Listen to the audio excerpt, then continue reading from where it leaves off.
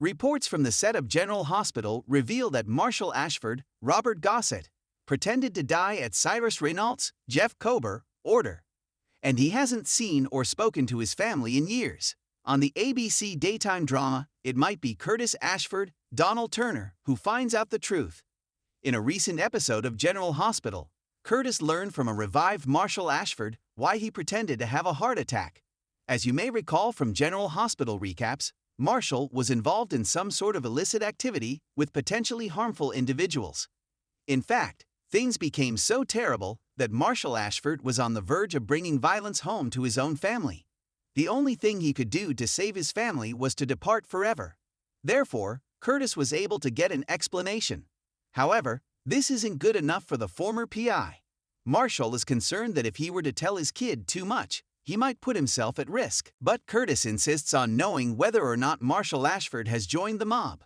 The identity of the larger player that went after Marshall is also of interest to him. In any case, Marshall is insistent that he will not reveal the man's identity to Curtis. This means he is probably quite hazardous. Spoiled information from General Hospital suggests that Cyrus Renault is the villain that Marshall was trying to escape. Spoilers for General Hospital suggest that Cyrus Renault is the villain that Marshall fears. Fans of General Hospital know Cyrus is dangerous and can do anything. As a result, Marshall's worries that Cyrus may target his family were well-founded if the latter learned of Marshall's subservience. Now Cyrus is behind bars, Marshall Ashford may have decided to come clean. It's possible that Cyrus can still exert some influence from behind bars, but he claims it's not fully safe. Thus, he wants Curtis to stop messing with things that are working. There's little doubt that if he goes digging, it might endanger the whole family. Cyrus frequently uses his loved ones as bargaining chips.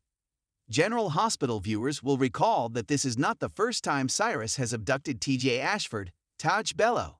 Specifically, Marshall is concerned for TJ and his aunt Stella Henry's safety. Vernie Watson. Probably the bad guy is Cyrus Renault. But it's unlikely that Curtis will give up his investigation. In General Hospital, he's determined to find out who kidnapped his dad. Curtis is quite persistent on GH, and when he needs information, he won't let up until he gets it. Now he plans to eliminate the danger his father has been unable to dispel.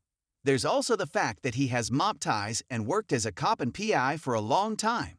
Curtis will likely investigate this more if he is serious about doing so. Spoilers for General Hospital suggest that Curtis will lose it if he learns that Cyrus Renault is once again a menace to his family. Yet, doing so could get him back on Cyrus Renault's bad side and put his life in jeopardy. Cyrus now claims he has found Jesus and is a changed man. On the other hand, Cyrus's assertions are probably just a ploy to encourage people to relax their defenses so he may launch an attack. The evidence on General Hospital points to Cyrus Renault being the villain from Marshall Ashford's past. And you can bet that Curtis won't stop asking questions until he figures out who forced his father to stage his own suicide. Now we may know that Cyrus Renault is responsible for Marshall Ashford abandoning his family back in the 1990s. Then, on the ABC soap, Curtis might do everything to keep Cyrus locked up and away from his loved ones. Nonetheless, he could end up regretting his actions.